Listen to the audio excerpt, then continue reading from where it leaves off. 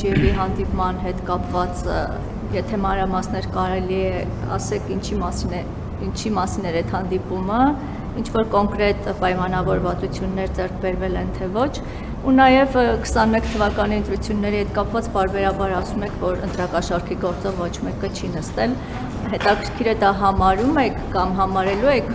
հետևանքի արժանի արարք ու եթե այո, ինչ հետևանք կլինի։ Ես համարում եմ, որ այս ընտրություններում ընտրակաշառք այդպիսի լայն ցանցագործել,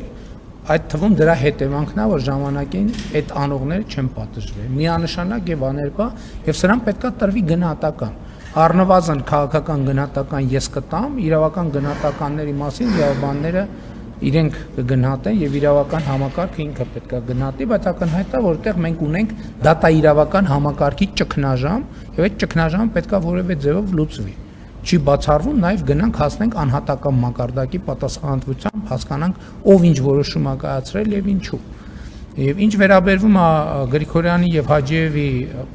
հանդիպմանը, դե ազգային ժողովում երեք այդքան մանրամասն խոսել եմ, կարծում եմ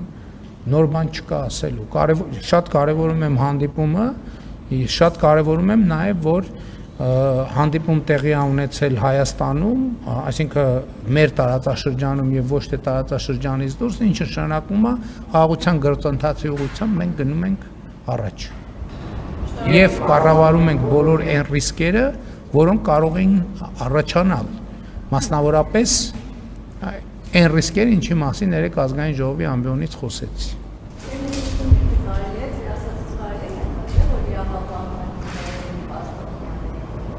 Ես հիմա չեմ կարող այդպիսի հայտարարություններ անել, ես հիմա թեման նոր սկսել եմ ուսումնասիրել եւ հետեւություններ կանեմ։